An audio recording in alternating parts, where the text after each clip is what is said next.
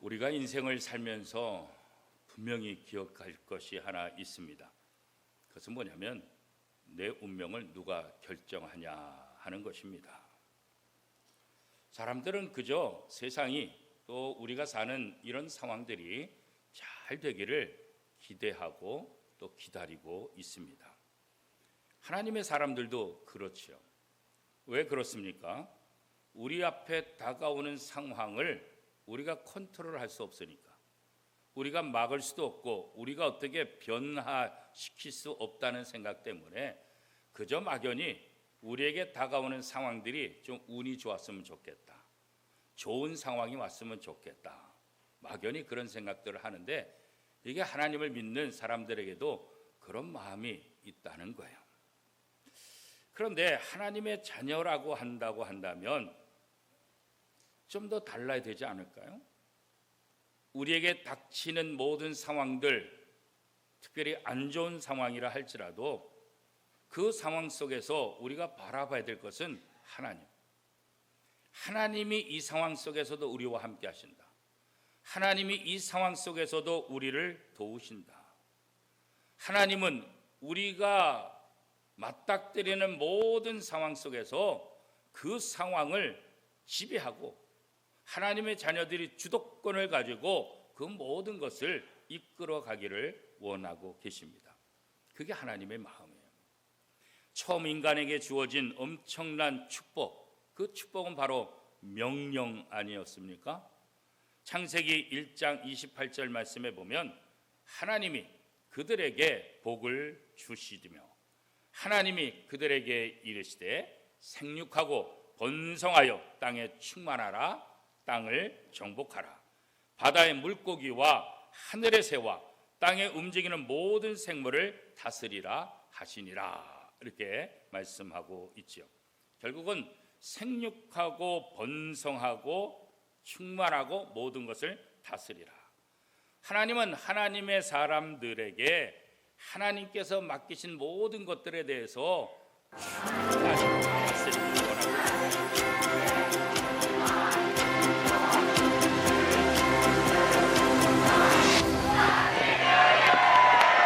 우리 옆에 분하고 인사할까요? 해피 뉴 이어, 새해 복 많이 받으세요.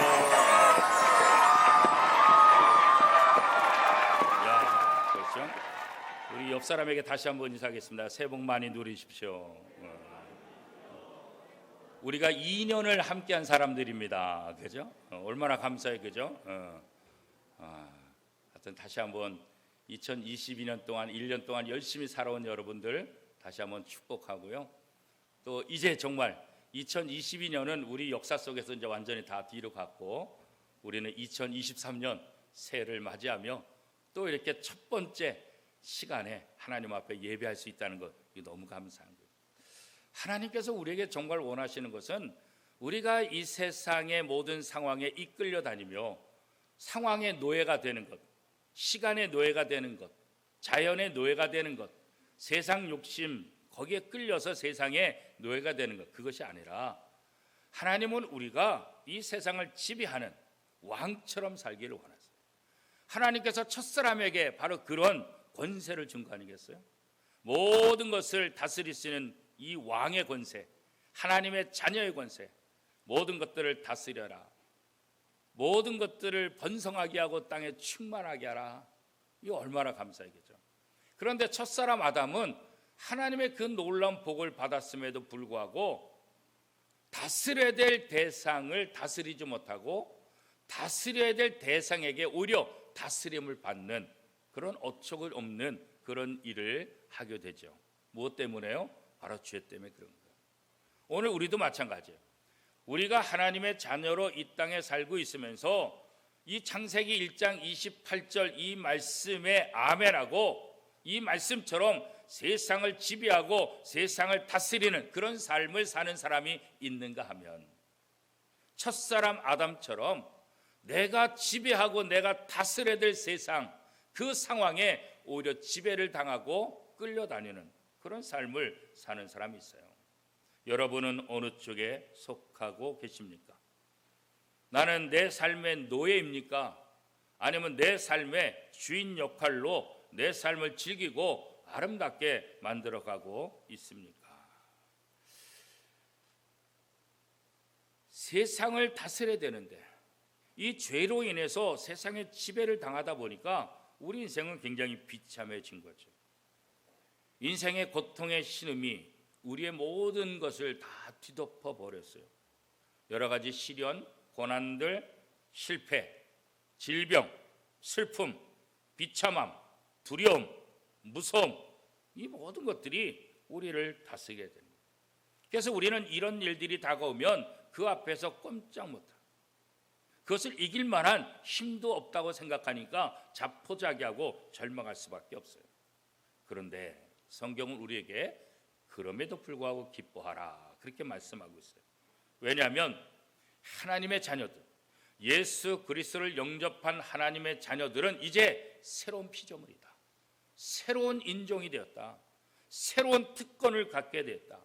이전에 첫 아담과 그 이후에 태어난 그 사람들과는 달리 예수 그리스도를 영접한 사람들은 다시 하나님의 자녀로 회복되고 하나님의 깨어진 그 형상을 다시 회복하는 은혜를 입은 사람들이다.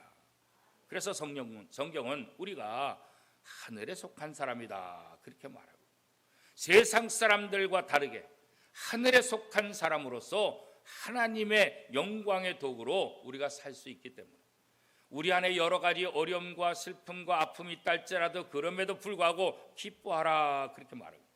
자, 고린도후서 5장 17절 말씀 우리가 잘 알고 있잖아요. 그런즉 누구든지 그리스도 안에 있으면 새로운 피조물이라. 이전 것은 지나갔으니 보라 새 것이 되었다. 누구든지 그리스도 안에 있으면 새로운 피조물.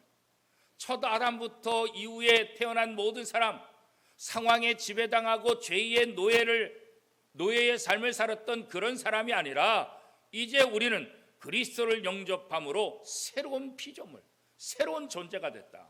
그 새로운 존재가 뭐예요? 하나님의 자녀의 권세를 갖게 되었다 이렇게 말하고 있는 거예요.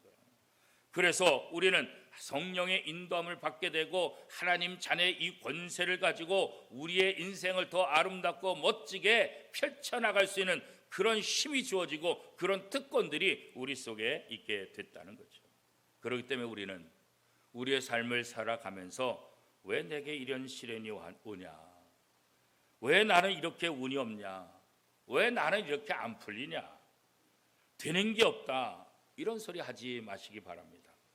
왜 이렇게 머리가 나쁘고 약하냐? 이런 소리도 하지 마시기 바랍니다. 왜 저런 인간을 만나고 왜 이런 상황을 만나서 내가 이 개고생을 하느냐? 이런 생각도 하지 마시기 바랍니다. 누구도 원망하지 마시기 바랍니다. 그렇게 되면 그것의 지배를 받는 거예요. 그 상황의 지배를 받게 되고 그 사람의 지배를 받게 되고 우리의 인생은 비참해질 수밖에 없어요. 우리가 그렇게 생각하는 순간 우리가 그런 상황 속에 놓여지게 되고 그런 상황 속에서 지배를 받다 보니까 우리의 삶은 우리가 생각하는 대로 우리가 믿는 대로 그렇게 비참한 삶을 살 수밖에 없는 거예요. 나는 더 이상 죄의 노예도 아니고 상황의 노예도 아니고 세상의 지배를 받는 사람이 아니라 하나님의 자녀다. 나는 자유함을 얻은 사람이다. 죄로부터 자유함을 얻었고 세상으로부터 자유함을 얻었고 하나님의 자녀의 권세를 가지고 하나님께 영광 돌릴 그런 권세를 받은 사람이다. 이 고백이 우리 속에 있어야 하는 것입니다. 갈라디아서 5장 1절 말씀에 보면 그리스도께서 우리를 자유롭게 하려고 자유를 주셨으니 그러므로 굳건하게 서서 다시는 종의 멍에를 매지 말라. 우리가 여태까지 종의 멍에를 메고 죄의 멍에를 메고 죄인으로 삶을 살아왔는데 예수님께서 십자가에 못 박히심으로 우리의 모든 멍에를 풀어주시고 우리에게 자유를 주신 거예요. 진리를 알지니 진리가 너희를 자유케 하리라. 이 자유를 얻었는데 이 자유를 포기하지 말고 이 다시 종의 멍에를 매지 말고 이 자유를 마음껏 누리는 그런 삶을 살아가야 된다. 이게 바로 하나님 자녀들의 권세다. 이렇게 성경은 우리에게 이야기하고 있는 거예요. 그렇기 때문에 우리는 자유자예요. 더 이상 죄의 멍에 묶여있는 자들이 아니라 예수 그리스도의 보혈의 피를 통해서 모든 것으로부터 자유케 된 사람. 그래서 우리는 어떤 상황이 우리에게 다가오든지 그 상황을 두려워할 이유가 없다. 오히려 기뻐하라는 거예요. 왜냐하면 하나님이 우리와 함께 하시기 때문에 어떤 상황 속에서도 우리는 그 모든 것들을 이길 수 있는 힘이 우리에게 주어졌다. 이 고백을 하라고 하는 거예요. 미용실에 가면 미용사에게 내 머리를 맡기잖아요. 그런데 미용사가 머리를 만지는 순간 두려워하나요? 두려워하면 더 이상 미용사 할 수가 없어요. 미용사는 머리를 만지는 순간 신나야 되는 거예요. 그 머리가 곱슬머리든 뭐 아주 일자든 숱이 많건 숱이 적건 머리가 짧건 머리가 길든 상관이 없어요. 그죠? 미용사는 머리를 만지는 순간 내게 기회가 왔다. 내 실력을 발휘한 순간이 왔다. 그리고 어떤 손님이 어떤 머리 형태가 온다 할지라도 두려워하지 않고 기쁨으로 그 일을 할 수 있어요. 그게 바로 정말 진짜 실력 있는 미용사 아니겠어요? 그죠? 머리가 곱슬이라도 아이고 저거 어떻게 하지? 머리가 짧으니까 나 짧은 머리 안 해봤는데 어떡하지? 그 머리의 상태에 따라서 내가 두려워하면 아무것도 안 돼요. 손님도 불안해가지고 아무것도 할 수 없는 거죠. 물론 미용사들이 실수해가지고 손님들이 떨어질 수는 있겠죠. 그러나 우리는 미용사들과 달리 하나님의 자녀이기 때문에 혹시 우리가 마음껏 하다가 실수한다 할지라도 우리가 쫓겨나지 않는다. 미용사들은 잘못하면 쫓겨날 수 있어요. 그죠? 손님 다 떨어먹는다. 왜 그런 식으로 하냐? 그래서 혼나고, 그죠? 당신 더 이상 우리 미용실에서 일하지 못하겠어요. 그만두세요. 그렇게 말을 들을 수 있을지 모르겠어요. 그런데 우리가 하나님에게 주어진 시간과 모든 환경 속에서 최선을 다하다가 실수하고 잘못한다 할지라도 하나님이 우리를 포기하지 않아요. 오히려 또 기회를 주시고 또 기회를 주시고, 그래서 우리에게 주어진 삶 속에서 우리가 최선을 다해서 더 좋은 실력을 발휘할 수 있도록 도와주신 거예요. 그게 바로 하나님 자녀의 권세라는 거예요. 그렇기 때문에 우리는 어떤 어려운 일이 온다 할지라도, 어떤 상황이 우리와 맞닥뜨린다 할지라도 그것을 두려워할 이유가 없어요. 실수하면 하나님께서 또 기회를 주시겠다. 내가 실패한다 할지라도 내가 다시 다음에는 이길 수 있다. 하나님이 나를 도와주시고 하나님이 나와 함께 하신다. 그렇기 때문에 우리는 실수해도 오히려 감사하고 기뻐하고, 실패 속에서도 오히려 하나님께 감사하고 또 하나님을 또 바라볼 수 있다. 하나님께서 우리를 그렇게 사랑하시고 우리를 그렇게 훈련시켜 주시기를 원하고 있는 거죠. 오래전에 나온 책 중에서 우리가 잘 아는 책 제목은 그래도 우리가 다 아는 책 있죠. 성공하는 사람들의 7가지 습관, 이 책이 있잖아요. 전 세계 센세이션을 일으킨 그런 책들이죠. 이 책에 보면 이 성공도 습관이라는 거예요. 성공도 습관이라. 우리가 그냥 갑자기 성공하는 거 아니다. 성공도 하나의 습관인데, 성공하는 사람들의 특징을 보면 어떠냐? 자기 주도권을 잃지 않는다는 거예요. 어떤 상황 속에서 자기의 주도권을 잃지 않기 때문에 끝까지 가게 되고, 그러니까 어떻게 돼요? 성공하게 돼요. 그래서 그 책은 성공도 하나의 습관이다, 이렇게 이제 이야기를 하고 있는 거예요. 우리가 하나님의 자녀라는 것, 이거 잊지 말아야 돼요. 하나님이 내 안에 계셔서 나와 함께 내 인생의 주도권을 가지고 일하신다는 거, 이거 잃어버리지 말아요. 상황이 나의 주도권을 잡는 것이 아니라, 어떤 사람이 내 인생의 주도권을 잡는 것이 아니라, 내 주도권은 하나님께 있으며 하나님과 함께 할 때 내가 그 주도권을 통해서 내 삶을 통해서 하나님의 영광의 도구로 쓰임받을 수 있다는 것. 그래서 이 주도권을 사단에게 주면 안 되고 상황에 주어서는 안 되는 거예요. 이 주도권을 끝까지 붙잡아야 되는 거예요. 그런데 이 주도권을 붙잡는 데 있어서 가장 중요한 것은 뭐냐면 하나님의 뜻을 알아야 되는 거예요. 하나님이 나를 얼마나 사랑하시는지, 하나님이 내게 거는 기대가 뭔지, 하나님이 내게 주시는 말씀이 무엇인지, 이것을 분명히 할 때 우리가 우리 인생의 주도권을 놓치지 않고 끝까지 견디며 결국은 승리할 수 있게 되는 거예요. 왜 실패하냐? 주도권을 놓치기 때문에 실패하는 거예요. 대부분 실패자는 이 주도권을 잃어버렸기 때문에 그런 거예요. 우리가 운동 경기도 마찬가지잖아요. 축구 경기도 보세요. 주도권을 갖고 축구를 해야지 골을 넣을 수 있는 기회가 있잖아요. 그죠?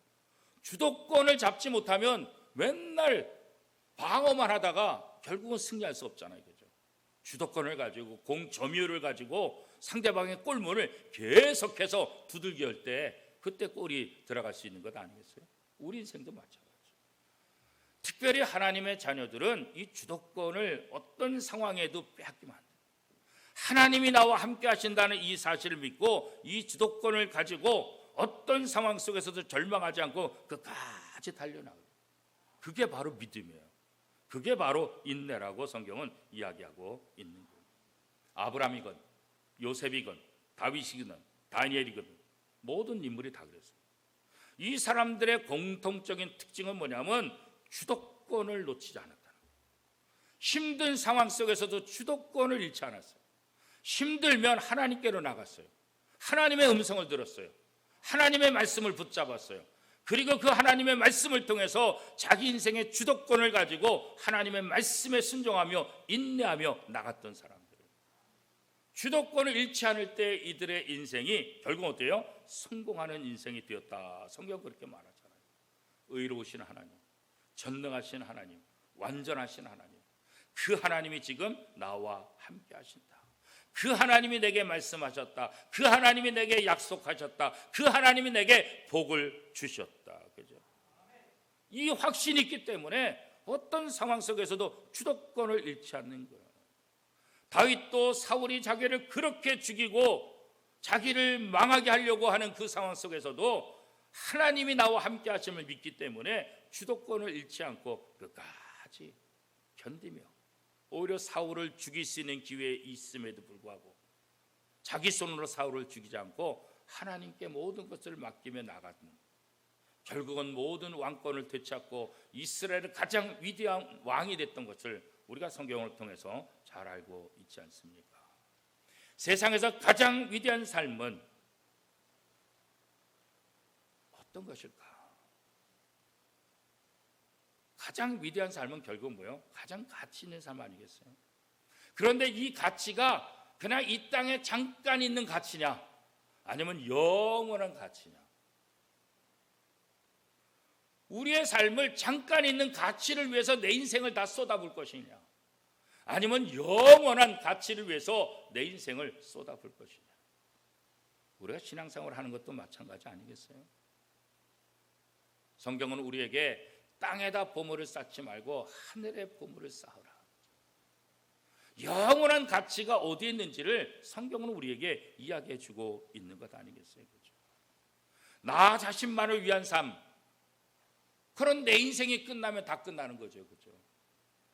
그러나 내 인생을 통해서 내 인생으로 국한되는 것이 아니라 영원한 상급, 영원한 가치를 바라보면서 사는 삶, 그것이 누가 보더라도 행복한 삶, 아름다운 삶, 멋진 삶.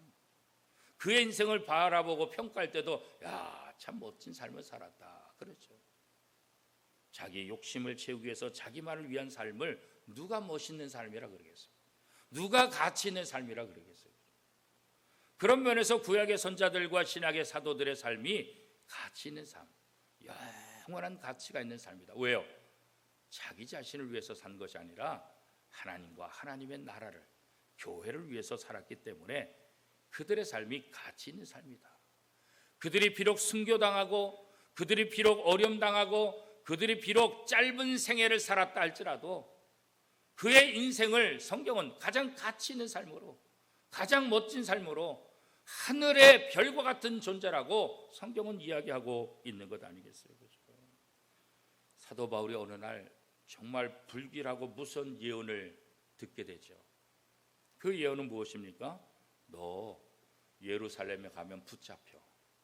그리고 예루살렘에 가면 붙잡히는 것뿐만 아니라 이방인들의 손에 넘겨질 거야. 그리고 너는 죽게 될 거야. 자기가 죽게 된다는 소리를 듣는 거, 이것보다 기분 나쁜 일이 세상에 어디 있겠어요, 그죠?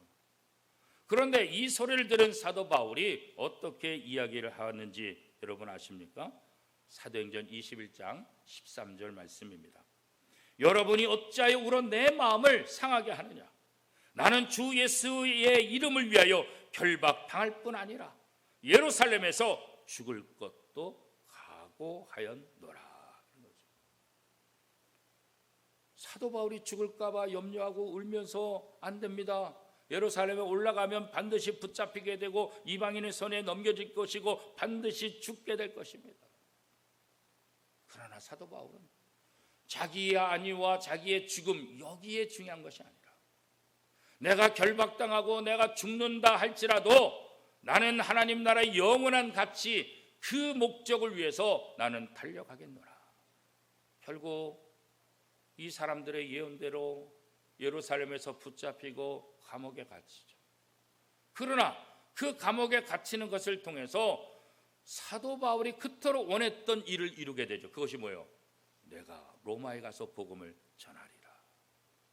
죄수로 붙잡혀서 결국은 로마 시민권자이기 때문에 예루살렘에서 로마까지, 이 로마가 군인들을 호송해가지고 로마까지 다 보내주죠. 결박당하고 죽음의 위기 속에서도 사도 바울은 이 상황 속에서 내게 가치 있는 일이 무엇일까? 내가 저 로마에 가서 복음을 전하리라.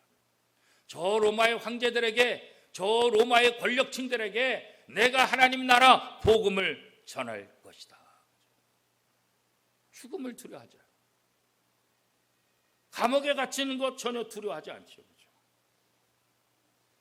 하나님을 위한다는 이 자세가 사도 바울 마음속에 있다 보니까 무엇 하나 두려워하지 않아요. 사람들은 두려워해서 울면서 사도 바울을 생각해서 사도 바울을 걱정하면서 올라가지 말라고 애원하지만 사도 바울은 그것 전혀 두려워하지 않아요. 오히려 그것을 통해서 하나님의 자녀의 권세를 활용하겠다는 거죠.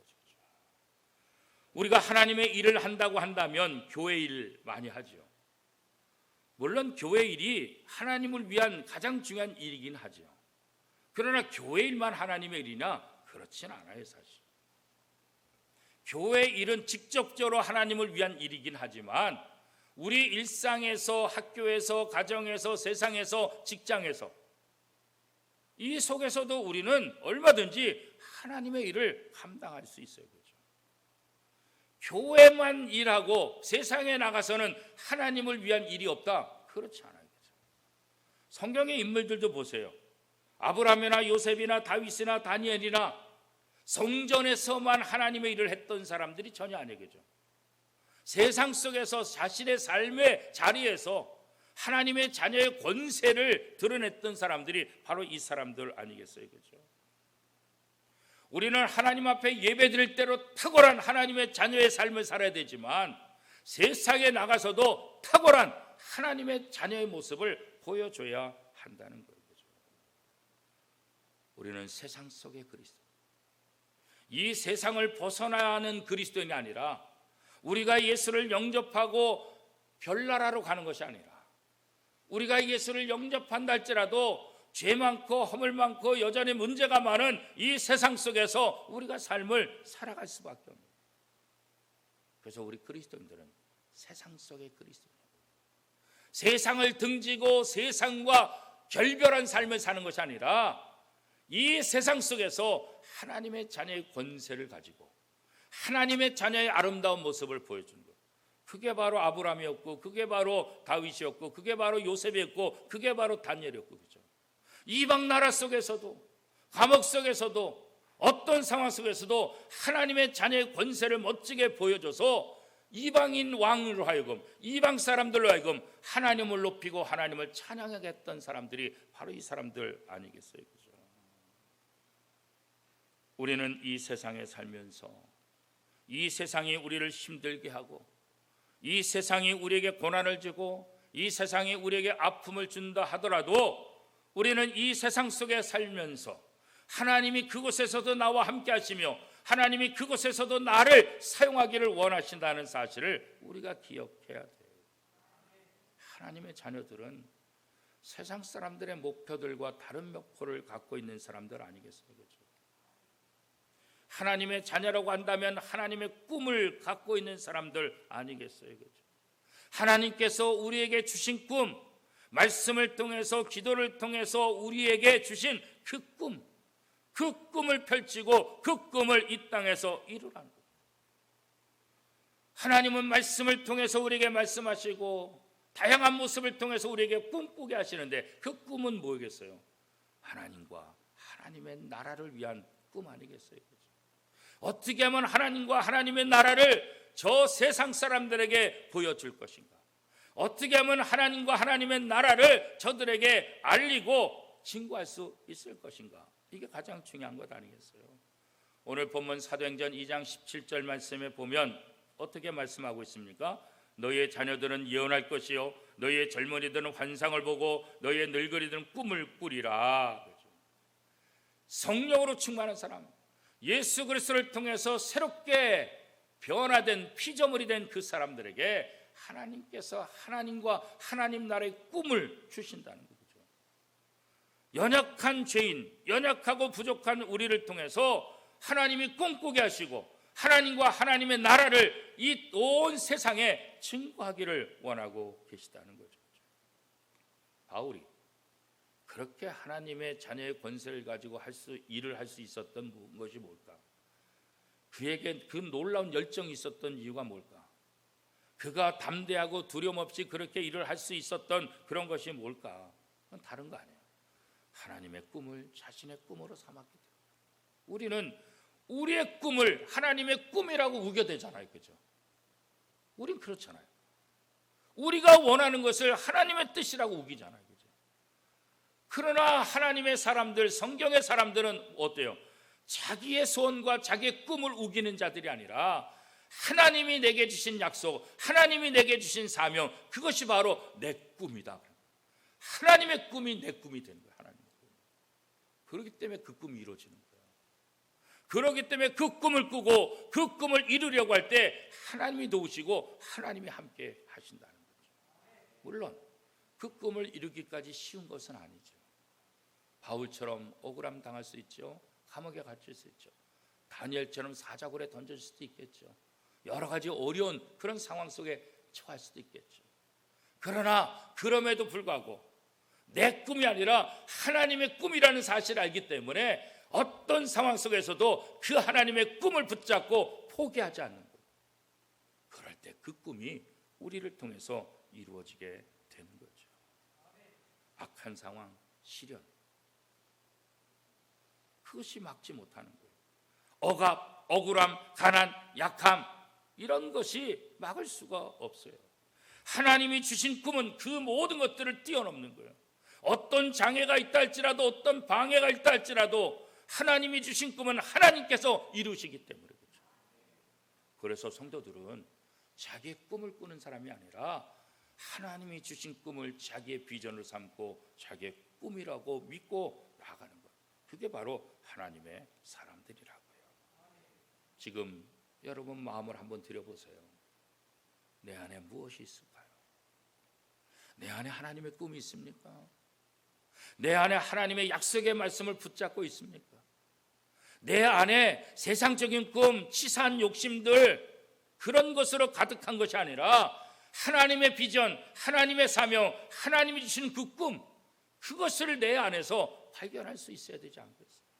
그런 것을 발견한 사람이 가치 있는 인생을 살 수 있고, 그런 사람이 2023년도에도 복 있는 삶을 살 수 있고 행복하고 아름다운 삶을 살 수가 있을 거예요. 남들이 볼 때는 고통스러워도, 남들이 볼 때는 비참해 보여도, 남들이 볼 때는 안타깝게 볼지 모르지만 사도 바울은 자신의 인생을 비참하다고 얘기하지 않아요. 자신의 인생을 실패자라고 말하잖아요. 아브라함, 요셉, 다윗, 다니엘 다 똑같아요. 세상 사람들의 눈에는 정말 힘들지만 그 사람들은 힘들다고 말하지 않아요.